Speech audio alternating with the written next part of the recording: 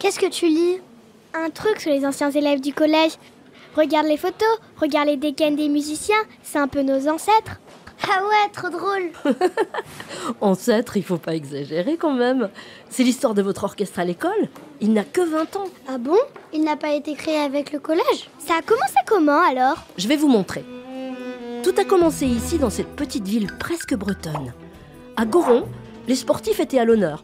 Et on peut pas dire que la musique résonnait à chaque coin de rue. Pas d'école de musique, une harmonie qui peinait à recruter de jeunes musiciens, un collège avec des professeurs de musique remplaçants qui ne restaient pas, même pas un luthier sur le département. À l'époque, les vaches faisaient plus de bruit que les habitants. Un endroit idéal pour implanter un orchestre de jeunes, non? Ouais, bof. Mais c'était sans compter sur deux personnages pleins d'enthousiasme, d'énergie, de rêve et de persévérance. Et il en a fallu pour toquer à toutes les portes, hein. Convaincre, fédérer, embarquer, trouver des financeurs. En mettant autour d'une table des élus locaux, des membres de l'éducation nationale, les écoles de musique et les entreprises du coin, et en leur exposant ce projet fou, ça a fini par marcher. Le projet a débuté avec un orchestre dans une classe, et puis avec le soutien de l'association Orchestre à l'école, plusieurs dans un collège, puis dans les autres collèges et écoles, et donc plusieurs dans le département. Un luthier a même pu s'installer dans le coin. Et les parents, ils étaient d'accord? Au départ, pas tous, hein. Mais certains ont créé une association de parents d'élèves pour soutenir les débuts de l'orchestre et convaincre de plus en plus de monde.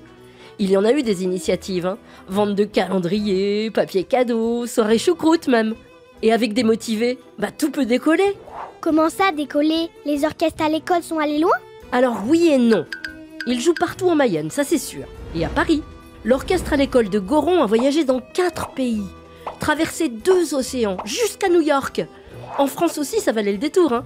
Ils ont joué avec Gauthier Capuçon, avec Ibrahim Malouf, à l'Élysée, à l'Assemblée nationale, à l'Accor Arena Paris-Bercy, puis à la télé et à la radio. Les parents, les amis des parents, les parents des parents, les parents des amis des parents, tout le monde voulait les voir. Le problème, c'est qu'au début, il n'y avait que le gymnase du collège pour jouer.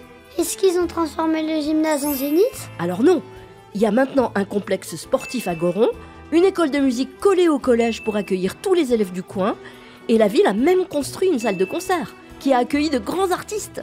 Et les joueurs de tennis, ils jouent de la trompette? Eh oui! Alors qu'il n'y avait qu'un seul élève musicien dans le collège en 2003, ils sont aujourd'hui 90% à pratiquer un instrument comme vous. Et vous savez le plus dingue? Il y a plus de 900 élèves en orchestre à l'école dans toute la Mayenne. Cette petite ville presque bretonne est devenue un exemple pour d'autres territoires. Bon, je vous parle de ce territoire, mais j'aurais pu vous raconter l'histoire des 1000 autres orchestres et territoires dont les actions rayonnent et créent sur chaque commune, dans chaque département, une énergie musicale d'enfer. Vite, ton orchestre! Bonne répétition! Et dire qu'à 20 ans, j'étais à leur place. Vive l'orchestre à l'école!